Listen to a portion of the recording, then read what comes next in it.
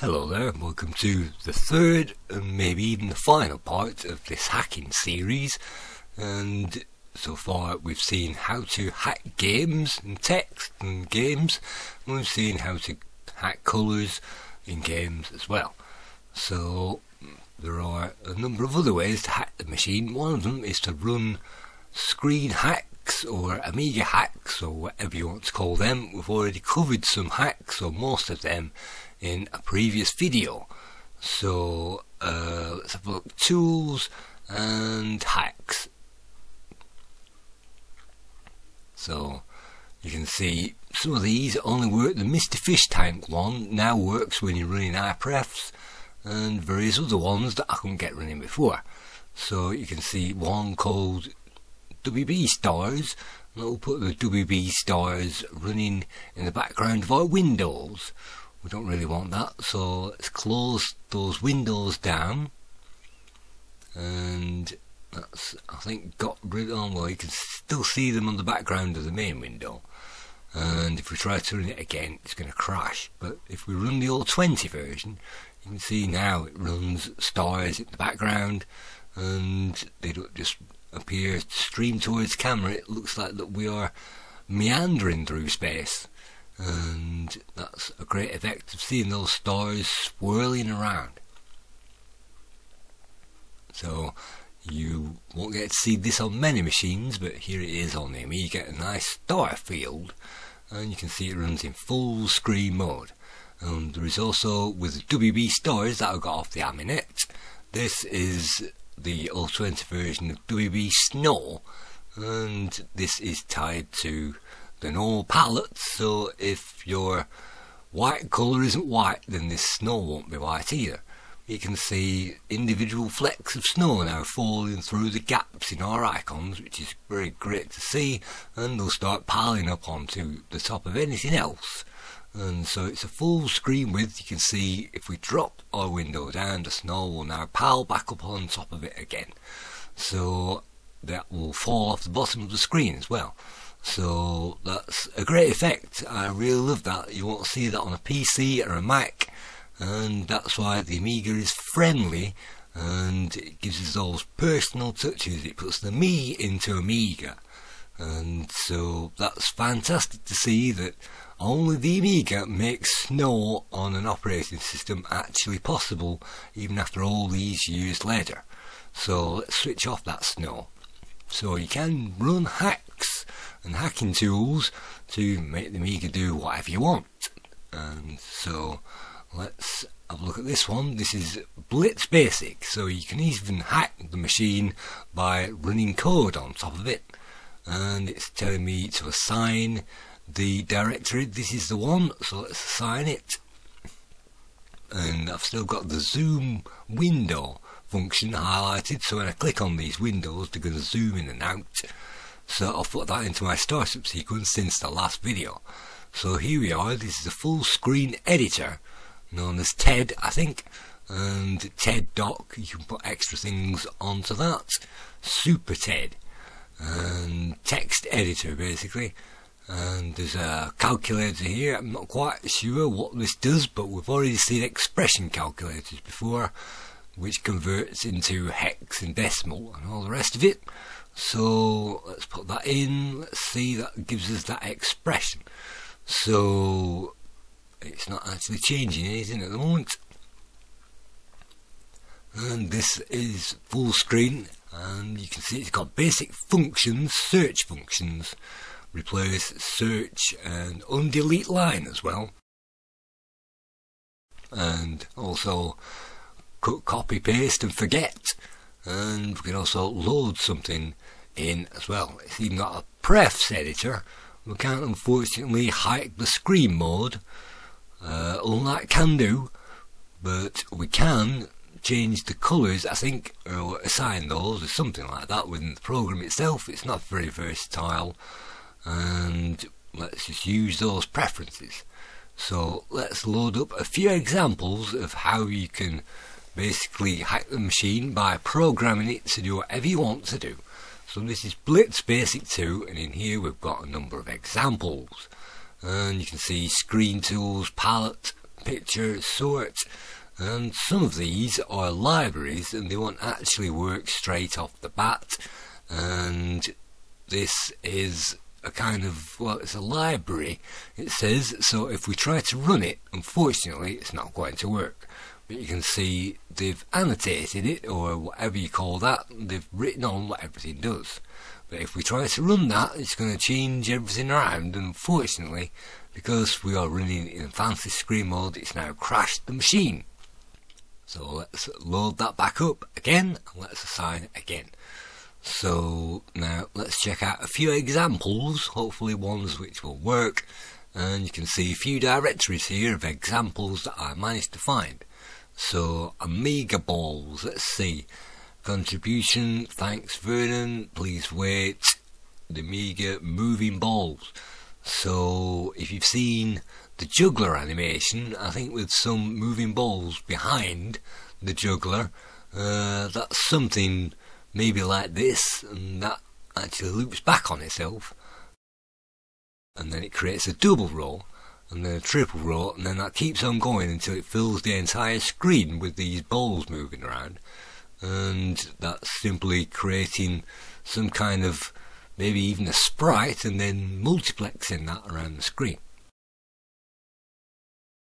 So that is possible to do anything like that and program your own games in.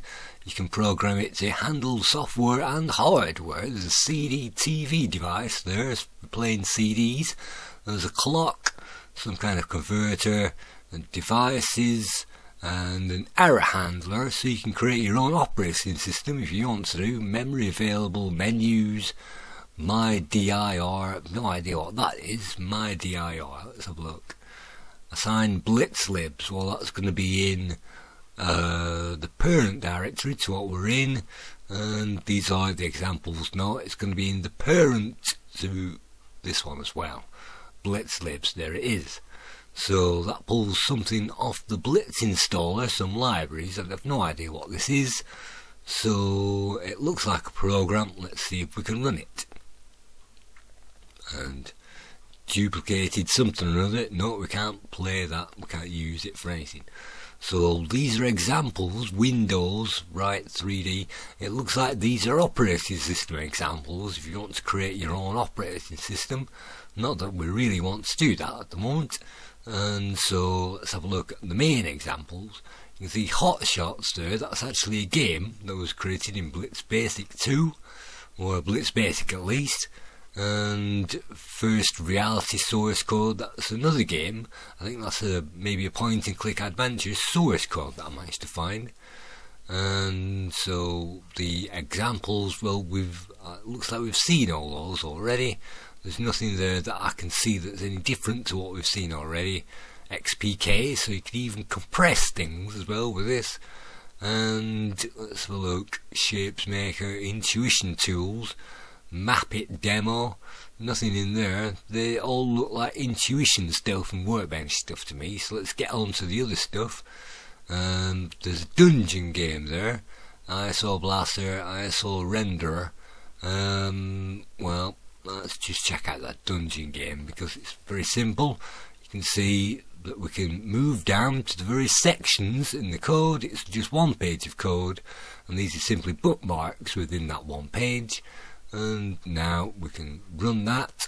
It says welcome to the dungeon. And now we can press the buttons up, down, left and right to move our character and their entire maze around. And if I bump into the M, i.e. monster, I'm going to die. And it looks like I fell down a hole anyway. So it's very difficult, is that game, but there it is, a pretty basic dungeon game.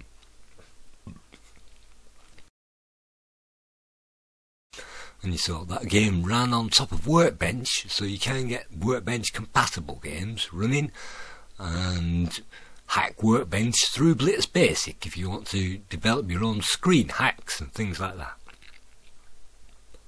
We can also assign those their own public screen, and that means that we can assign a different palette to them.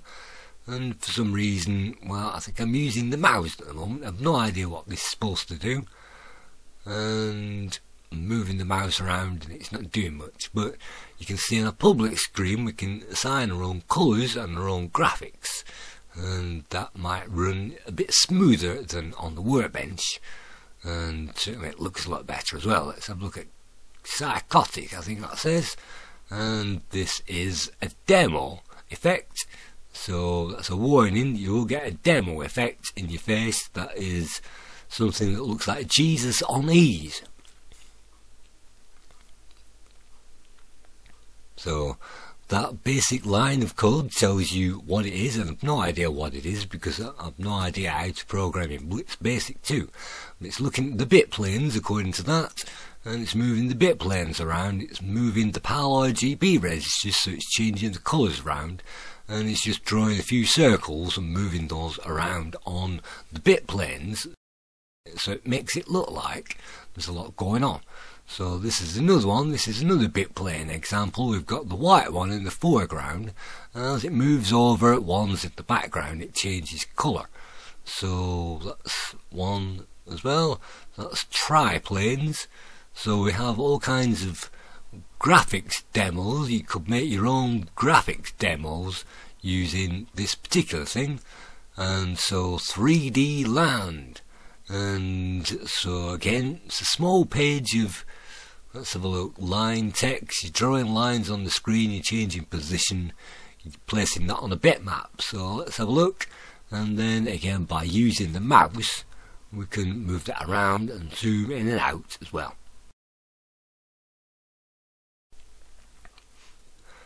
So you can design your own 3D game as well in Blitz Basic. No idea how to do it, but that's an example of how to start up with whatever you want to do from scratch. And there's a bell curve as well. So what else have we got? And Blitz balls, I think that's the same as the one that we've seen already, only that's a different colour. Let's just see, and yep, it appears to do the same thing, only it's in red this time, so we don't need to worry too much about that. What else have we got? Display test, darts. Let's have a polygons darts game. So let's just run this. This draws polygon darts on the screen, and that's very nice to see those floating around, and we can use the left mouse button to fire at those, and the stars linger on the screen until they manage to get off it again. So we can fire all these darts and have a 3D darts game if we want to do that by hacking the system, just creating these vectors, making those fly around, and we've got instantly some kind of a missile command. So that's quite a bit longer, and you can see there's quite a few move commands there to move various things around the screen. That's all it's basically doing. So that's an example source if you want to create your own games, and so you can create your own tools, you can create your own bitmaps, you can edit the workbench, create another workbench, another dual bit field bitmap playfield example there. Let's just check it out. You never know. Well, dual playfield there, and I think it's looking very much like the foreground is drawn and the background is fixed. So that's one of those things. There's a scroller here, mouse scroller. No idea. Let's just see. Wow. So this is running with the authority at the moment, AGA, so that's why these demos run rather quickly. So that's a scroller, and that used the Workbench palette. You might notice that was running on Workbench. We've got a smooth scroller there, double buffering, things like that. So that's how to hack games on the Blitz Basic. You can create your own games and hack the Workbench through some kind of thing like this, and of course there are games creators these days, and Red Pill and all these other Backbone and Scorpion things to help you create games. But in the old days you had to use a compiler, and that meant that we could type things in and the compiler would compile things into machine code that the machine would understand, and then it would draw those things on the screen. And so with Blitz, it depends on the user what screen you want to draw them on, and definitely CanDo is infinitely easier to understand than Blitz, but Blitz is infinitely more technical and is able to do more. So let's have a look at this road routine. This is a possible game that I found, and the code I think was on the Amiga. So this is a basic road routine. It draws the coordinates for the road, the colour of the road, and the signs of the roadside objects as well, and those load up from a library of, I think, bitmaps. And so that's the corner of the polygons. Let's have a look. New type, length of conflict, and then we're drawing a conflict on the road that basically says that it's a left turn, it's a right turn, and the steepness and the angle as well. And so you can see objects moving down the road, and we can change that, and start position, car start position, width of the road, and then it starts, when we accelerate, it calculates another band on the road, and let road change, that just draws another band upon it, and the banded road effect gives us the illusion that we're driving on a road. So that's the entire length of the code for a driving game, with everything that you'd expect to find on a driving game. Let's run it, and you can see it's got a tremendous AGA banded sky, it's got a background, a foreground, a road, and as we push forwards on the controller, that will then accelerate the car. When we release it, that will brake. So you can see there are roadside objects, we've got a car in the foreground, and we've got other things playing as well. So if you press the fire button, that will automatically quit the demo.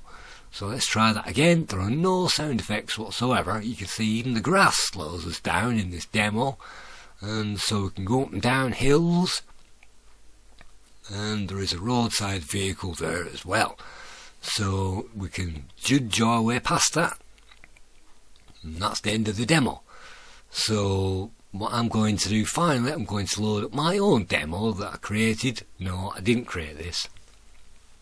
All I did was extend the conflicts and draw my own conflicts on the end of it, and everything else is exactly the same as that demo. So that should mean there's a bit longer road now. So if you thought creating a driving game was very difficult indeed and impossible, no, it's not. If you get the roadside objects and the road moving, you can create bends and corners no matter what you like. Roadside objects no matter what you like, you can just multiplex them on the screen, and you can create a driving game just like that. And this is already infinitely better than Outrun that we got on the Amiga, and it's just a few lines of code. So thank you for watching this video about how to hack the Amiga. You can definitely do it if you hack it with a kind of programming tool and program it to do whatever you like. So that's the end of this video. Thank you very much.